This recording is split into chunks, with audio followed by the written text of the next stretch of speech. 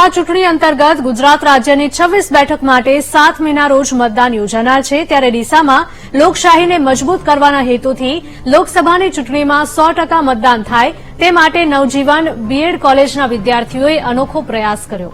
નવજીવન B Ed કોલેજના તાલીમાર્થીઓએ આપણો મત અમૂલ્ય, હું મતદાન અવશ્ય કરીશના બેનર પર સહી કરી હતી।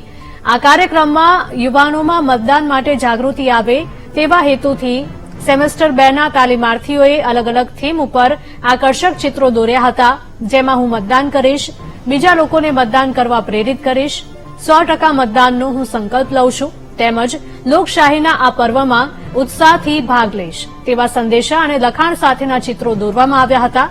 આ કાર્યક્રમમાં શાળાના સંચાલકો અને વિદ્યાર્થીઓએ મતદારોને પોતાની જ્ઞાતિથી ઉપર ઉઠીને રાષ્ટ્ર માટે મતદાન કરવા માટે મતદારોને અપીલ કરી હતી।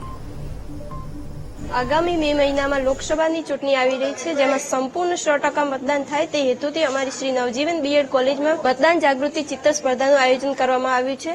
સામાન્ય રીતે 60 થી 70% જ મતદાન થતું હોય છે, તે વધીને સંપૂર્ણ 100% મતદાન થાય તેવો અમે સૌ પ્રયત્ન કરી રહ્યા છીએ। દરેક મતાધિકાર ધરાવતી વ્યક્તિએ પોતાની જ્ઞાતિથી ઉપર ઉઠીને પોતાના રાષ્ટ્ર માટે મતદાન કરવું જોઈએ।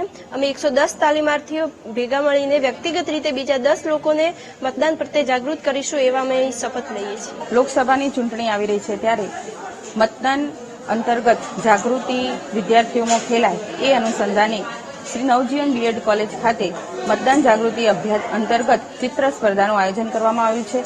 એનો મુખ્ય આશય એ છે કે વિદ્યાર્થીઓની અંદર 100% મતદાનનો એક કોન્સેપ્ટ આવે અને પોતે જાતે જાગૃત થઈ અને 100% મતદાન કરે।